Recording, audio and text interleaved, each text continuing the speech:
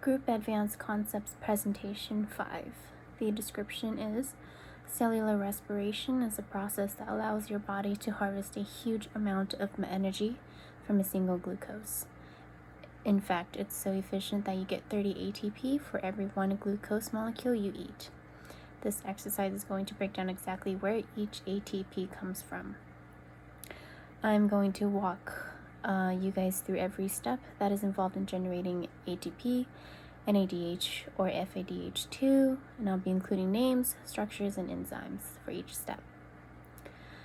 So when generating ATP, NADH, or FADH2, there are a few stages. In glycolysis, there's a production of 2 ATPs.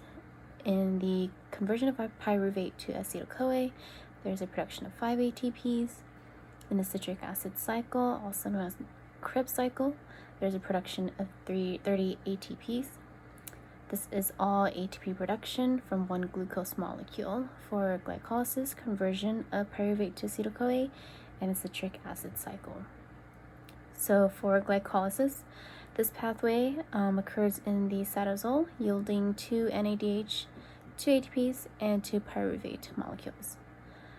Glycolysis has 2 stages. First stage occurs from glucose to glyceraldehyde 3-phosphate, and the second stage occurs from 1,3-bisphosphoglycerate to pyruvate. So here is from the worksheet. This is the pathway from glucose all the way to pyruvate. So glucose is converted to glucose 6-phosphate, and this is catalyzed by hexokinase enzyme.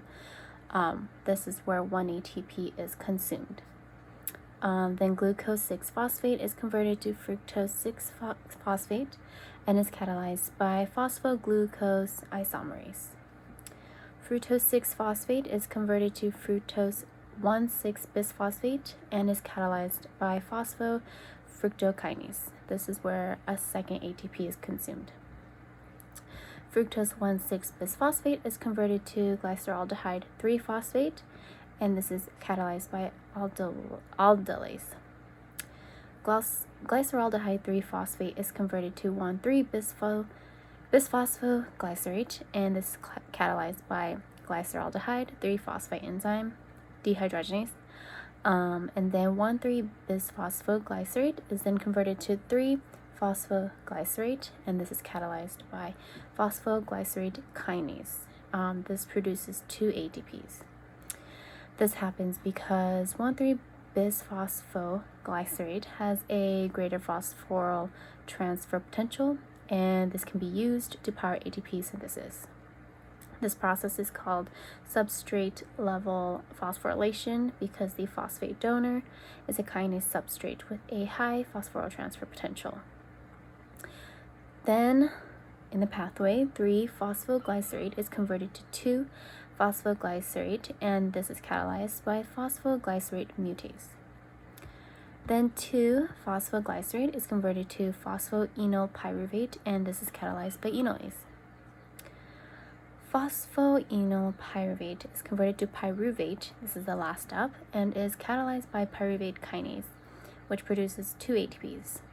The enolase from the before reaction from 2-phosphoglycerate conversion to phosphoenolpyruvate catalyzes the formation of enolpyruvate phosphoenolpyruvate, which is better known as PEP. This elevates the transfer potential of phosphoric group, which traps the molecule in its unstable enol form and undergoes a conversion into the more stable ketone, which is pyruvate.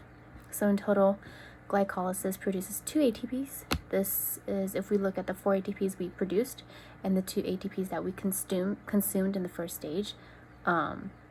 This is subtracted from the 4 ATPs, making it a total of 2 ATPs. So from conversion of pyruvate to acetyl-CoA, pyruvate conversion occurs in the cytoplasm, producing 2 acetyl-CoAs. In pyruvate dehydrogenase complex, the carboxyl group is cut off of the pyruvate and is released as CO2. This leaves a 2-carbon molecule known as an acetyl group, which gets oxidized, making the electrons get picked up by NAD+ to form NADH. and this is where we get the two NADHs. The oxidized acetyl group gets attached to coenzyme A to form acetyl-CoA. So pyruvate is converted to acetyl-CoA, where two NADHs, which an NADH is equal to 2.5. One NADH is equal to 2.5 ATPs. So if we do that multiplying, we get 5 ATPs.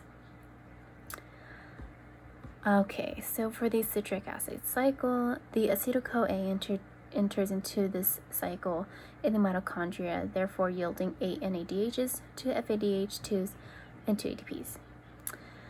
So for this one, it's going to be this circular cycle right here, where we're going to start right here and go ahead and go in a circle here.